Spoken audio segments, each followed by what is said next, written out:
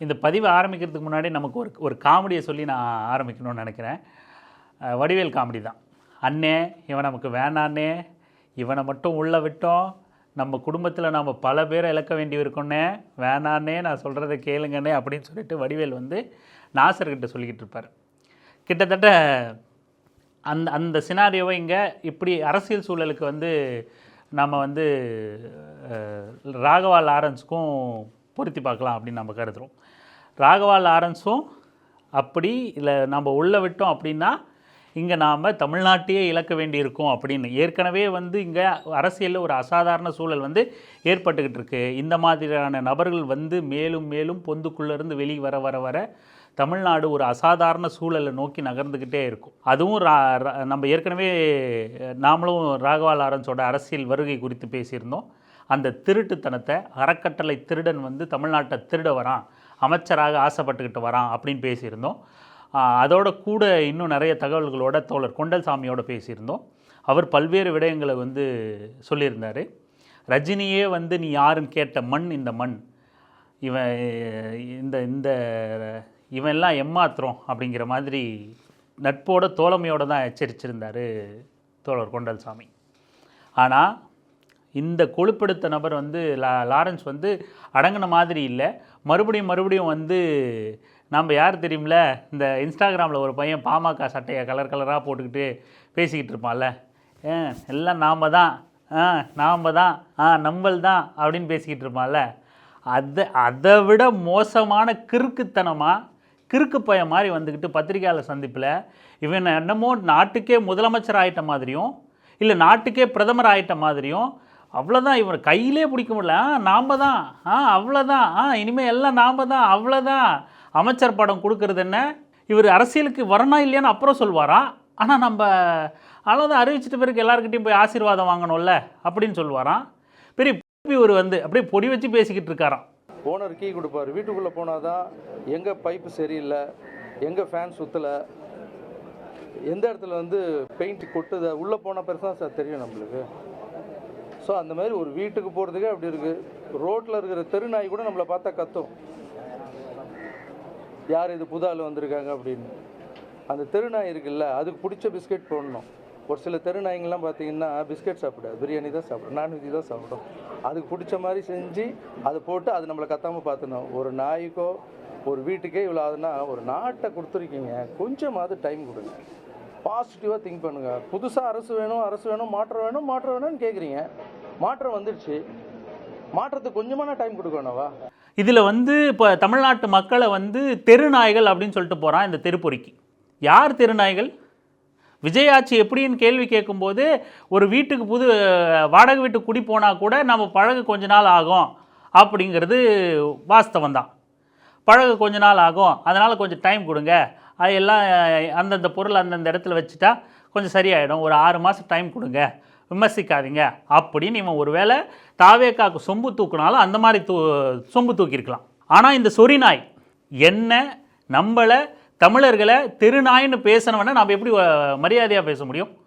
இந்த சொரிநாய் வந்து நாம் தான் அமைச்சராயிட்ட நினப்பிலே பேசிக்கிட்டு இருக்கான். வந்து தமிழ்நாட்டு மக்களை வந்து தெருநாய்களுக்கு நம்ம ஒரு புதிய ஏரியாவுக்கு போனால் கூட தெருநாய்கள்கிட்ட பழகிறதுக்கு நமக்கு ஒரு டைம் வேணும்ல. அந்த தெருநாய்க்கு பிஸ்கெட் பிடிக்குமா பிரியாணி பிடிக்குமா அப்படின்னு சொல்லி நம்ம தெரிஞ்சுக்கணும்ல. அப்போ தான் பிஸ்கெட் போடுற தெருநாய்க்கு பிஸ்கெட் போடணும், பிரியாணி போடுற தெருநாய்க்கு பிரியாணி போடணும் அப்படின்னு பேசுகிறான் இந்த சொரிநாய்.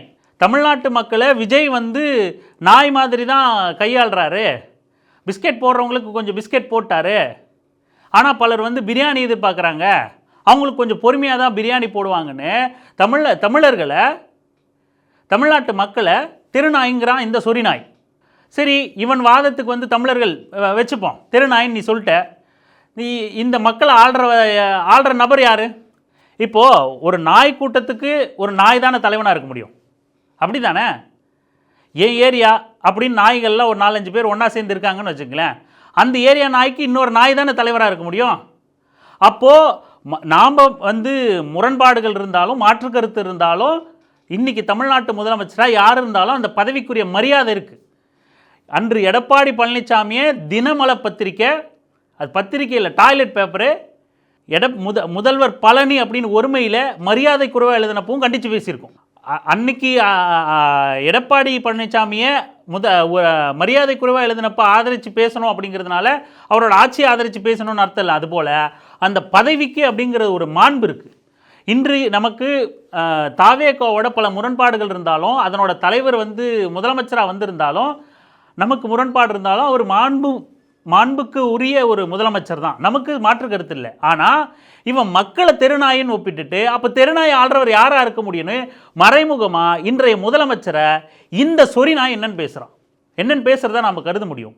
தெருநாய்க்கு இவர் பெரிய அப்படியே பணத்தில் மிதந்துக்கிட்டு இருக்கார். இவர் தெருநாய்க்கு பிஸ்கெட்டும் வாங்கி போடுவார். அது இல்லாமல் இவர் வாடகைக்கு குடி போயிட்டால் அங்கே இருக்கிற தெருநாயெல்லாம் தேடி பிடிச்சி, தெருநாயே உனக்கு பிஸ்கெட் பிடிக்குமா, பிரியாணி பிடிக்குமா, பிரியாணி பிடிக்குன்னா 3 நேரம் வாங்கிட்டு வந்து போட்டுருவியாடா நீ, அவ்வளோ பெரிய மயிராணி, தமிழ்நாட்டு மக்களை தெருநாயின்னு சொல்கிற அளவுக்கான பெரிய மயிராணி. இவருக்கு ஆராய்ச்சி பண்ணிக்கிட்டு இருக்காரு. இவர் முதலமைச்சர் ஆகிட்ட ஒரு நினப்பு இவருக்கு. நாடே இவன் கட்டுப்பாட்டில் வந்துட்ட மாதிரி நாம் தான் அப்படிங்கிற ஒரு நினப்பில் என்னென்னா கலர் கலராக சட்டையை கிழிச்சு ஒட்டலை இவன், அவ்வளோதான். விட்டால் ஒட்டிப்பான். இப்படி நின்றுட்டு பேசிக்கிட்டு இருக்கான். நாம் தான் மொத்த அதிகாரமும் வந்தவங்க கூட அவ்வளோ ரியாக்ட் பண்ணலையே. இப்போ நான் ஓவராக மிதந்துக்கிட்டு இருக்கானே. தமிழர்களை தெருநாயங்கிறான் என்பது எப்படி ஏற்க முடியும்? அதை நம்ம இன்னொன்று நம்ம ஒரே செய்தியை சொல்லி இந்த இந்த சொறி நாய்க்கான பதிலை நம்ம சொல்லி முடிச்சிருவோம். நிறைய பேர் பேசியிருக்காங்க, இருந்தாலும் அப்படி கடந்து போகக்கூடிய பேச்சு கிடையாது இது. என்ன சொல்கிறோம் அப்படின்னா, சாதி சங்கங்களை மக்கள் நீங்கள் இப்போ ஒரு முற்போக்காக வேணும், மாற்றம் வேணும்னு கருதுறீங்கல்ல, இங்கே இருக்கிற சிஸ்டம்லாம் தப்புன்னு நினைக்கிறீங்கல்ல, அப்போது இங்கே இருக்கிற சிஸ்டம்னா என்ன? கட்சிகளாக இருக்குது, பழைய ஆட்கள் இருக்காங்க, ஜாதி சங்கங்கள் இருக்குது, இவங்கெல்லாம் வச்சு ஜாதி அரசியலே பண்ணிக்கிட்டு இருக்காங்க அப்படின்னு ஒரு எண்ணம் கூட இருக்கலாம்ல.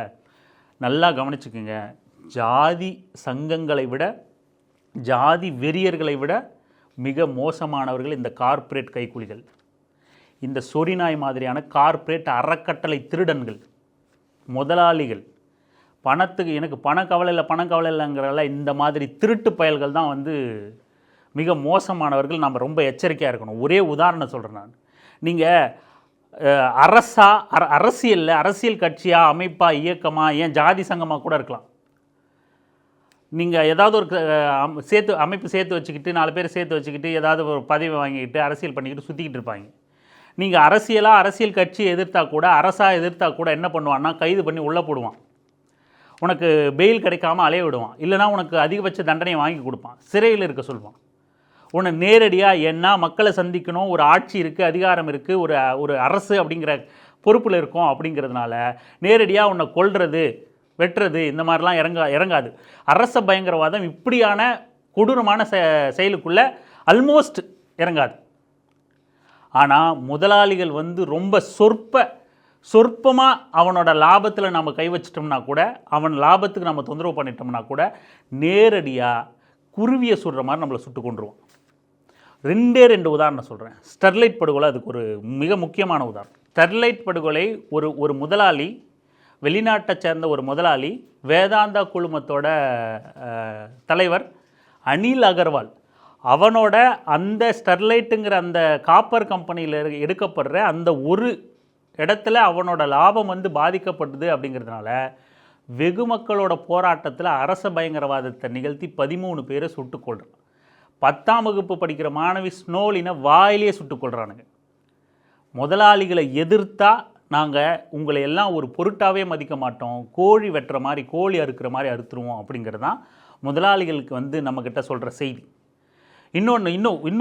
இன்னொரு உதாரணம் கூடுதலாக உங்களுக்கு இன்னும் தெளிவாக புரிகிற மாதிரி சொல்லணுன்னா, எத்தனையோ அரசை எதிர்த்து போராட்டம் நடக்குது, கட்சி இன்னொரு கட்சியை எதிர்த்து போராட்டம் நடக்குது, இல்லை ஆளுங்கட்சி 5 வருஷமோ 10 வருஷமோ, ஏன் மோடி அரசாங்கம் 15 வருஷம் இருந்தால் கூட தீவிரமான போராட்டங்கள் எத்தனையோ நிகழுது. கைது பண்ணி கேள்வி கேட்க முடியாத மாதிரி உள்ளே போடுறான். பாஜக மாதிரி கொடூர அரசாங்கங்களில் சில படுகொலைகளும் நிகழுது, அது வேறு விஷயம்.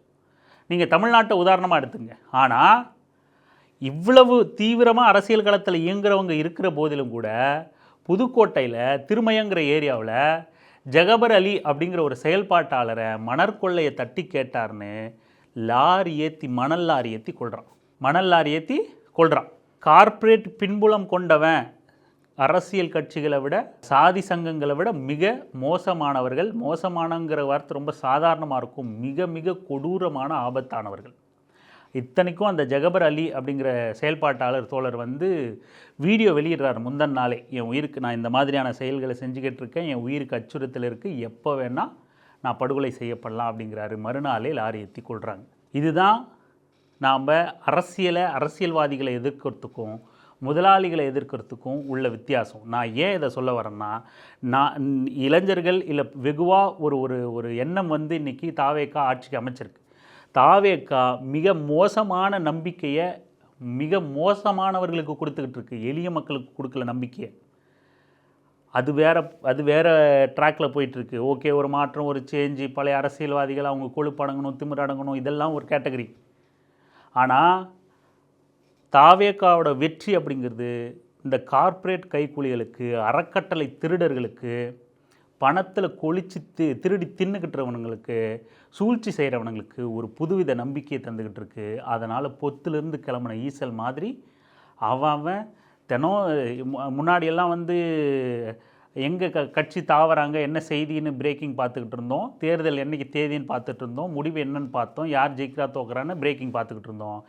இன்றைக்கி தூங்கி எந்திரிச்சா எவன் கட்சி ஆரம்பிக்கிறான், என்ன கட்சி ஆரம்பிக்கிறான்னு பார்க்க வேண்டிய நிலையில் அத்தனை பேரும் மக்கள் விரோதிகள், கார்ப்பரேட் கைக்கூலிகள் வந்துக்கிட்டு இருக்கான். அரசு நீங்கள் பார்க்குற பழைய அரசியல்வாதிகளை விடவும், ஏன் ஒரு படி மேலே ஜாதி சங்கங்களை விடவும் ஆபத்தானவர்கள் இந்த ராகவா லாரன்ஸ் மாதிரியான திருட்டு அயோக்கிய பய கும்பல். எச்சரிக்கையாக இருங்க. இந்த மக்களை திருநாய்கள் அப்படின்னு பேசுனதுக்கு ஒரு மறுப்பு கொடுக்குறேன் அப்படின்னு சொல்லி ஒரு மறுப்பு பேசியிருக்கான். அதையும் சேர்த்து பேசிடுவோம், இல்லைன்னா நம்ம அதை நியூஸ் பார்க்காத மாதிரி இருந்துடும். அதை நான் வாசித்து காட்டிடுறேன். எனது ரசிகர்களும் மக்களும் என் தாய்க்கு சமமானவர்கள் என்று நான் எப்போதும் கூறுகிறேன். அவர்களை நான் நாய்கள் என்று குறிப்பிட்டதாக சிலர் தவறான செய்திகளை பரப்பி வருகின்றனர். நான் சொல்ல வந்தது என்னவென்றால், ஒரு புதிய வீட்டிற்கு குடிபெயரும்போது அந்த சூழலை புரிந்து கொள்வதற்கும் அங்குள்ள நாய்கள், அவற்றின் பழக்க வழக்கங்கள் மற்றும் அவை எதை உண்ண விரும்புகின்றன என்பதை அறிந்து கொள்வதற்கும் கூட நேரம் எடுக்கும் என்பதுதான். மக்களை நாய்கள் என்று சொல்லும் அளவிற்கு நான் கல்நெஞ்சம் படைத்தவன் கிடையாது. மக்களை தெருநாயுடன் ஒப்பிட்டு பேசியது சர்ச்சையான நிலையில் ராகவா லாரன்ஸ் விளக்கம். அவன் வாடகைக்கு வீடு கிடச்சி நாய்ப்படாத பாடா வேலைக்கு, வீட்டுக்கு, சம்பாதியத்துக்கு, வாடகைக்குன்னு ஓடிக்கிட்டு இருக்கான். இவனுக்கு வாடகைக்கு வீடு எடுத்து நாய்கிட்ட பழக போய்கிட்டு இருப்பாங்களாம். இதை ஒரு விளக்கம் கொடுத்துக்கிட்டு இருக்கான் இந்த நாய். வெறி நாய், சொறி நாய். இவன் யார் நீ தெருநாயின்னு சொல்கிற? நீ கூடுதலாக இன்னொரு விஷயத்த சொல்லிடுவோம். நான் அரசியலுக்கு வரேன், நான் இப்போ அறிவிக்கிறேன், அப்போ அறிவிக்கிறேன் அப்படின்னு சொல்லிட்டு இருக்கான்ல. இவன் தாய் சென்டிமெண்ட்டை வேறு அடிக்கடி சாம்பிராணி தூவுற மாதிரி தூவிட்டு இருக்கான். மக்களை தெருநாயின்னு சொல்கிற அளவுக்கு தான் அவங்க அம்மா இந்த சொரிநாயை பெற்ற தாய் அந்த லட்சணத்தில் தான் வளர்த்துருக்காங்க அப்படின்னு கூட நம்ம பொருள் கொள்ளலாம் போல். இப்போ இவனோட அரசியல் திருட்டுத்தனத்துக்கு தோழர் திருமுருகன் காந்தி ஒரு பதில் போட்டிருக்கார். அதை நம்ம கூடுதலாக படித்து முடிச்சிருவோம். நடிகர் ஒருவர் அரசியலுக்கு வரவா என அப்ளிகேஷன் போட்டு மக்கள் வர சொல்லிவிட்டார்கள் என அவரே அறிக்கையும் கொடுத்து விட்டார். இந்த திருட்டு பையன் அப்படி தான் பண்ணிகிட்டு இருக்கான். அவனா 4 பேர்கிட்ட காசு கொடுத்து பேச வச்சான், திருச்சி கிழக்கில் நீங்கள் தானே. அப்புறம் இவனா ஒரு வீடியோ வெளியிட்டான், திருச்சி கிழக்கில் நான் நிற்கணுன்னா முதல்ல நான் அரசியலுக்கு வரணுங்க, அரசியலுக்கு வரனா இல்லையான்னு இன்னொரு தேதியில் அறிவிக்கிறேங்க அப்படின்னு. பெரிய கண்டுபிடிப்பு. திருச்சி கிழக்கில் நிற்கணுன்னா அரசியலுக்கு வரணும் அப்படிங்கிறது பெரிய கண்டுபிடிப்பு. அதை வேறு அனௌன்ஸ் பண்ணிட்டு போயிட்டார். இனி ஒவ்வொரு சேனலும் அடுத்து சொல்கிறார், இனி ஒவ்வொரு சேனலும் தன் கையாலே தன் விரல்களை உயர்த்தினார். யார்? இந்த சொரிநாய் ராகவா லாரன்ஸ் அப்படின்னு செய்தி போடுவாங்க. அவங்ககிட்ட வாங்கி தின்னுட்டு, அவனே ஒரு கார்ப்பரேட் கைக்கூலி, அவனே அறக்கட்டையில் வச்சு திருடி திங்கிட்டு இருக்குவேன். அவங்ககிட்ட காசு வாங்கிட்டு இனி இந்த ஊடகங்கள் என்ன பண்ணோம், ஏற்கனவே என்ன வேலை பண்ணாங்களோ அதைத்தான் இனி பண்ணோம். இனி ஒவ்வொரு சேனலும் தன் கையாலே தன் விரல்களை உயர்த்தினார். பறந்து வந்த துண்டு, கொஞ்சி மகிழ்ந்த மகான், இவருக்கும் பின்னால் இத்தனை உண்மைகளா, யாரும் அறியாத ரகசியம், திடீரென வந்த ஃபோன், இவரது சாதனை இத்தனையா என ரீல்ஸ் போட்டு அவரை சட்டசபைக்கு அனுப்பிவிடுவதில் குறியாக இருப்பார்கள். ஆரம்பத்தில் அம்மா சென்டிமெண்ட், அப்புறம் முருகன் சென்டிமெண்ட், அப்புறம் எளிமை சென்டிமெண்ட் என எம்ஜிஆர் காலத்து ஆயுதங்களை வைத்து தாக்குவார்கள். ஜல்லிக்கட்டு போராட்டத்தில் மக்களை தாக்கிய காவலர்கள் மீது நடவடிக்கை எடுக்க ஜஸ்டிஸ் ராஜேஸ்வரன் கமிட்டிக்கு ஆதாரங்களையும் சாட்சிகளையும் கொடுத்துவிட்டு நீதிக்காய் 8 ஆண்டுகள் போராடுகிறோம். இது எந்த சேனலும் செய்தியாக்கவில்லை. திருமுருகன் சொல்கிறார், ஜல்லிக்கட்டு போராட்டத்தில் நடந்த அந்த அரச பயங்கரவாதத்துக்கு எதிர்த்து அந்த ஆதாரங்களை திரட்டி அதுக்காக அமைக்கப்பட்ட ஜஸ்டிஸ் ராஜேந்திரன் அவர்கள் அந்த கமிட்டிக்கு ஆதாரங்களை கொடுத்துட்டு அதுக்கான நீதி வேணும்னு 8 ஆண்டுகளாக மே 17க்கும் போராடிக்கிட்டு இருக்கு. அதை குறிப்பிடுறார். அதுக்கு எந்த நீதியும் கிடைக்கல, அதை பற்றி எந்த ஊடகமும் பேசலை. ஆனால் அங்கே கழுத்தில் பேண்டேஜ் மாட்டிக்கிட்டு வந்து ட்ராமா பண்ணிக்கிட்டு இருந்தான். 4000 ரூபாய் எடுக்க முடியாத நேரத்தில் வந்து 1 கோடி ரூபாய் என் பொண்டாட்டி தாலியை வச்சு கொடுத்தங்கிறான். 1 கோடி ரூபாய்க்கடா அவன் பொண்டாட்டி கழுத்தில் தாலியை போட்டு வச்சுருந்த. இப்படி ட்ராமா பண்ணுறவனே இப்படியெல்லாம் புகழ்வாங்க. நாங்கள் இவ்வளோ ஒர்க் பண்ணிக்கிட்டு இருக்கோம், இதை ஊடகங்கள் பேசாது அப்படிங்கிறத குறிப்பிட்டிருக்காங்க. இதை எந்த சேனலும் செய்தியாக்கியதில்லை. அந்த நடிகரும் அதில் பிரபலமானார். எதில்? ஜல்லிக்கட்டில், இந்த திருட்டு பையன்.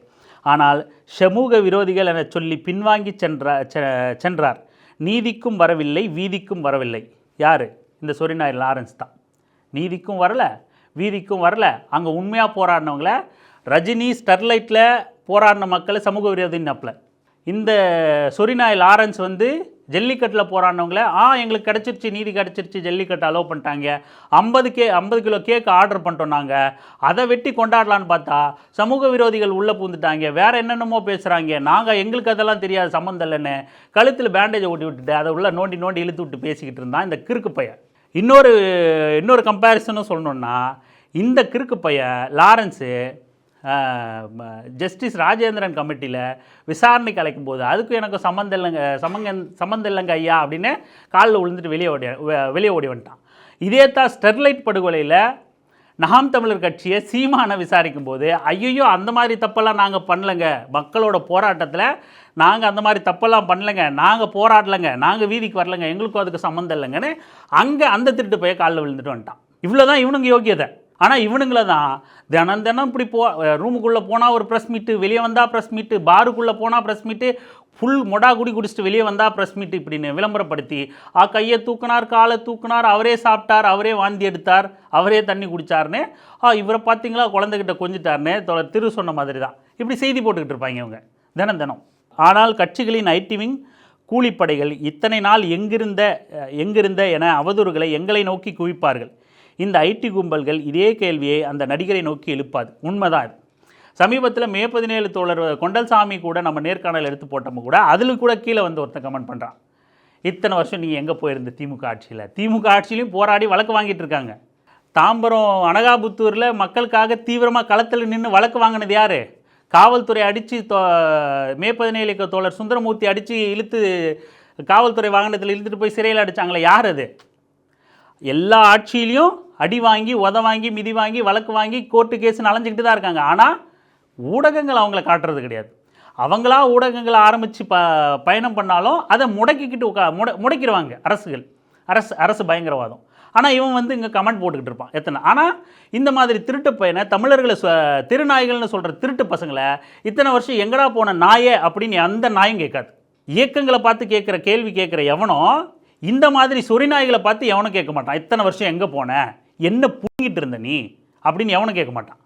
எத்தனையோ போராட்டங்களை நடத்தி கைதாகி சிறைப்பட்டு வழக்கு வாங்கி அலுவலகம் தாக்கப்பட்ட போதும் துணிந்து நின்ற இயக்குனர் இமயம் பாரதி ராஜா என்றைக்கும் அரசியலுக்கு வரவா, உதவி செய்யவா என கேட்கவில்லை என்பதை மட்டும் நினைவில் வையுங்கள் என் இனிய தமிழ் மக்களே அப்படின்னு இதை பாரதி ராஜாவோட ஒப்பிட்டு அவர் வழக்கமாக சொல்கிற என் இனிய தமிழ் மக்களே அப்படிங்கிற அந்த சொல்லோட, அந்த உணர்வுபூர்வமான சொல்லோட முடிச்சிருக்கார்.